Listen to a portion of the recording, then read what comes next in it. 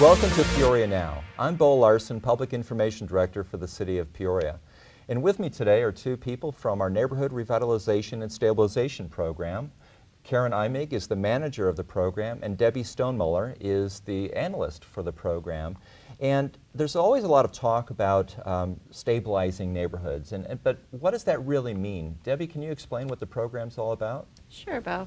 Well, the Neighborhood Stabilization Program was created by Congress to help states, counties, and cities such as Peoria to work through community issues based on what happened with the mortgage foreclosure crisis. And in 2010, March of 2010, the City of Peoria received $1.2 million from HUD to run the NSP3 program, which is the third round of the Neighborhood Stabilization Program. And the city, in conjunction with its two partner agencies, which is Chicanos Por La Casa, otherwise known as CPLC, and Habitat for Humanity Central Arizona, we are acquiring, rehabbing, and reselling previously foreclosed homes within a defined target area. How are these neighborhoods chosen? How are they selected? Well, the target area was selected based on market study done by HUD. And in that study, HUD had identified areas in which foreclosure rates were high, as well as delinquent mortgages, high interest mortgages, and foreclosure starts. And this particular area, the target area that we're working in, was identified as the area within Peoria that had the largest or the greatest amount of needs for stabilization. And what is this area right now that you're working on? The area is located between Cactus and Northern Avenue and between 67th Avenue and 111th Avenue. You know, over the course of time, because we've been doing this for I'm not sure how many years now? Since 2010. Since 2010.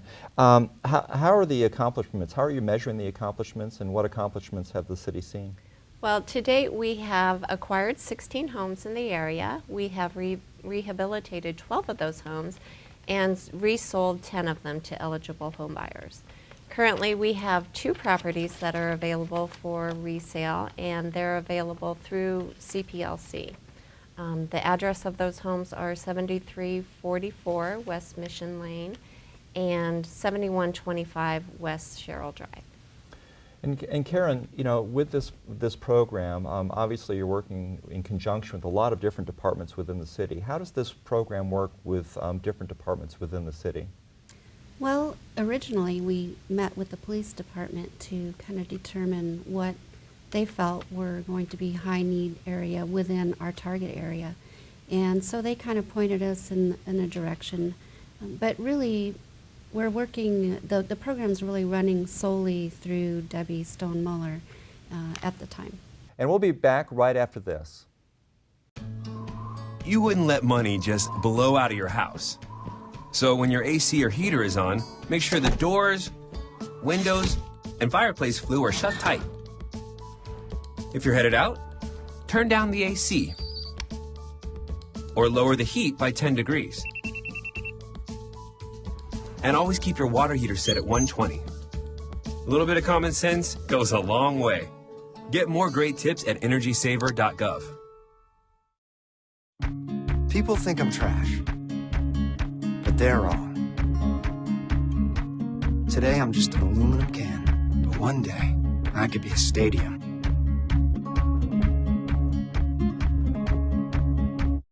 Joining us now is Cece San Diego and Greg Miller from Chicanos Por La Casa, and you work very closely with the City of Peoria and the Revitalization and Stabilization Program. Welcome, and tell us what this program is and how it works with the city. Thank you. Chicanos Por La Casa is a community development corporation. We're a nonprofit 501c3, and we're one of City of Peoria's partners in the revitalization program called Neighborhood Stabilization Program 3. Chicanos Por La Casa in the state of Arizona has been impactful in making a very strong presence in helping the communities revitalize from the foreclosure market. So as a partner, we were committed to finding and rehabbing and selling to owner-occupied 5 homes at the minimum, and to be able to place homeowners into properties that were highly competitively sought after by the global investors that hit the Arizona market. Now, Greg, in the segment, Debbie was talking about 2 homes available right now. Can you explain a little bit about what those homes are about? We do. We have 2 great homes available right now. We have 2 at 7125 West Sherrill, and that's single family detached. Both are single family detached, and 7344 West Mission Lane. Both homes have been rehabbed. They both offer, on Mission, we've got a little bit smaller home. It's approximately 1,400 square feet. It's a 3-bedroom, 1 3/4 bath. It's got a nice sized family room in the back, a kitchen area with a large eat-in area to the side. Living room sits up front, 3 bedrooms, and it does have an attached 2-car garage with direct entry into the laundry room. The one on Sherrill does not have any covered parking. It has an enclosure which has made the interior floor plan bigger. It's got a wonderful fireplace in the living room, laminate flooring throughout, and an absolutely gorgeous kitchen on Sherrill. Beautiful white cabinetry with glass fronts on it. That also has a bonus room in the back that could be used as a family room or maybe a hobby room as well. Both have block wall fencing in the back, and both have landscape front yards. Now, these homes look wonderful. What type of work went into them to get them to these specs? Well, all of our homes are required to be rehabbed and brought up to what is known as home quality standards, so HQS standards, to make sure that they're able to pass an appraisal should the home buyer want to qualify for like an FHA loan or a VA loan. There are certain requirements that are needed in order for those homes to qualify. So all of the homes were inspected and they were scoped and they were rehabbed and put out to bid to be able to meet those standards. So for example, all of our air conditioners are going to be 13 SEER, or they have to at least last for an additional 5 years, because part of the program initiatives is to be able to ensure that the homeowner, when they're purchasing these homes from our program, that they're sustainable, that they're not having to spend additional funds beyond purchasing the home. So we want to make sure that the standards of the property have met that. So there are termite reports done. There are energy efficiency in regards to the lighting, electrical, maybe a new hot water heater.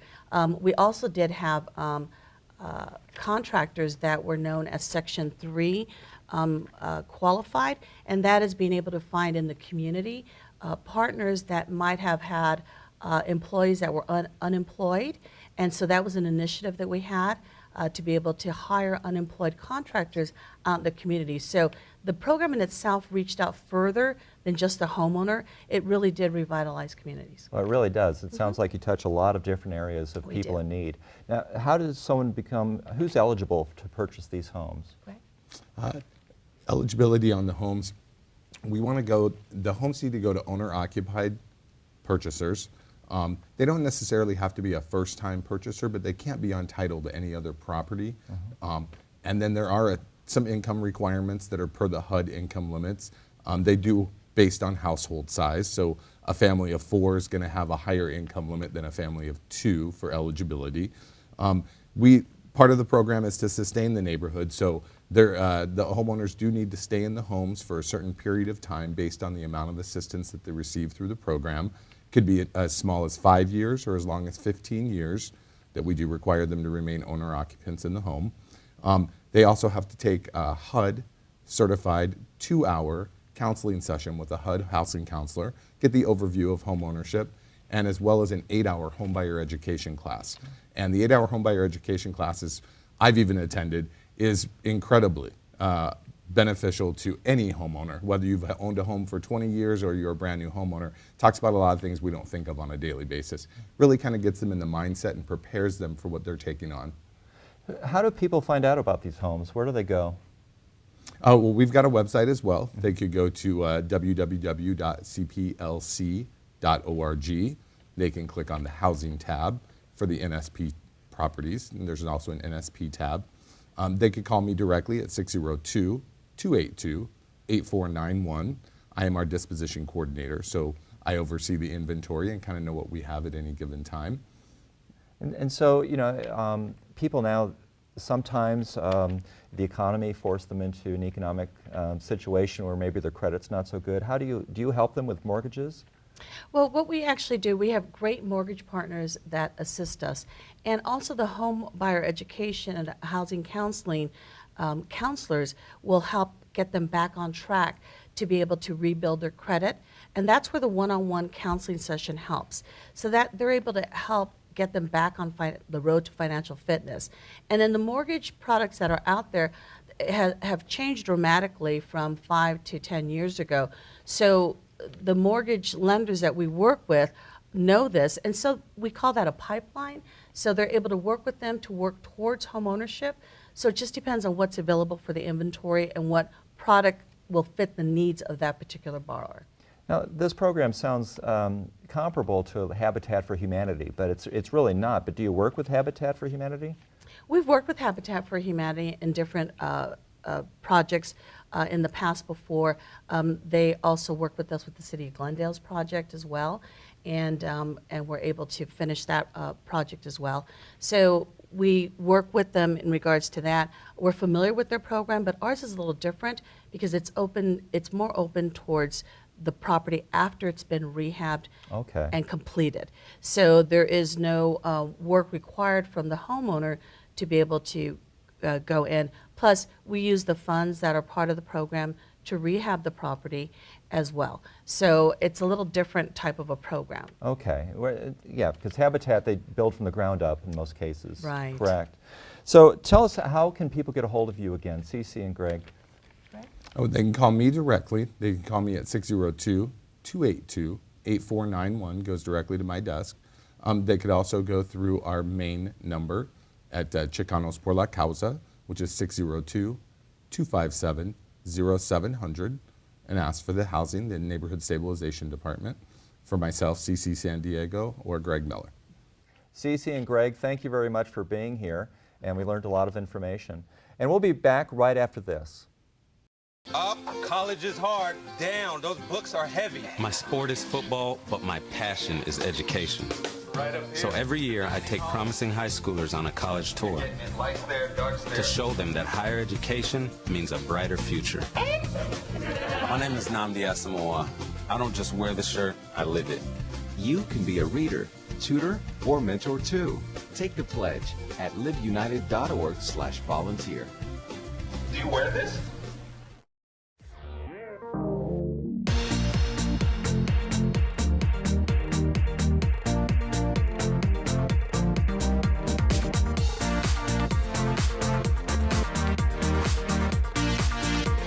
Welcome back to Peoria Now. I'm here with Debbie Stonemuller and Karen Imig.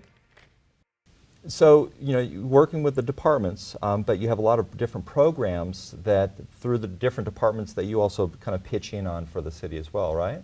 Correct. We have a program that helps revitalize neighborhoods from the outside with volunteer labor, which is called Neighborhood Pride. And so we have volunteers on about 4 projects a year that will come in and help paint houses and xeriscape, spread rock, and do some minor fence and gate repairs. And those programs actually do run in the target area that Debbie's working in as well. How many volunteers are we talking about? Well, each project is a little bit different. The first one we have is always in October on National Make a Difference Day, which we have our largest volunteer group at that time, and we're talking about anywhere between 200 and 300 volunteers. How much money does the city spend on a program such as that? The city actually gives $50,000 towards the Neighborhood Pride program, and then through volunteer labor and donations or reduced cost on materials, we leverage that almost another $50,000 a year. Now, it's more than volunteers, though. The residents also are pitching in on this and kind of helping out. What kind of responses do you get from the neighborhood when a Neighborhood Pride volunteer group has come through there? Well, the neighbors are very excited. Not everybody participates because it depends on the needs of their home. And sometimes when you have a home that needs a little bit of work on the facade next door to a house that looks pretty good at the time, those neighbors are just as excited as the neighbor who's getting the help. It really helps the entire block and in some cases the entire neighborhood. What are some of the results when you're completed with a project like this? What are some of the measurements that you can start watching to see that was successful? Well, we measure code compliance calls in the area and make sure that they've gone down. We also require residents who are participating in the program to keep their house up to code standards. And so we also, as a program level, we measure how much paint we used, what the discounts were, how much volunteer labor was worth, how much debris was removed in the neighborhood during the project, so that we have something to report back to our city council and our executive leadership on where their money went. It really is a great program, and it's something that you see the benefits almost right away. You know, and bringing back the pride that that neighborhood used to have is so important, and it pays dividends down the road. Those neighborhoods, it looks like people like to maintain their yards after they've had some help. And it's not always their fault. Sometimes it's economic. Sometimes it's just the neighborhood fell into disrepair just because of abandoned homes, especially with the economy. So what other types of programs is your organization or your department involved with? Well, we receive funding from HUD to run Community Development Block Grant. And so the other program that I think impacts neighborhoods the most would be the Emergency Home Repair Program. And so depending upon your income level, you can get help repairing the inside of your home for life safety issues such as electrical, roofing, plumbing. If you're disabled, we can get help with ramps and those kinds of activities. So that would probably be the program that helps the most. Now, how would people find out about your programs? How do they get in touch with you? Well, we have a website at PeoriaAZ.gov, and if you go to the Planning and Community Development Department, we are under Neighborhood and Revitalization. And you could also call Colleen Grimm, and her phone number is 623-773-7667. Wonderful. Well, thank you very much for being on Peoria Now today and helping to educate our residents about our Neighborhood Revitalization and Stabilization Program. It's an important program. I hope you get a chance to look at it online. And if you do need help, please call the number that was just given by Karen, or go online and find out the information for yourself. Again, I'm Bo Larson. This has been Peoria Now. Thanks for watching.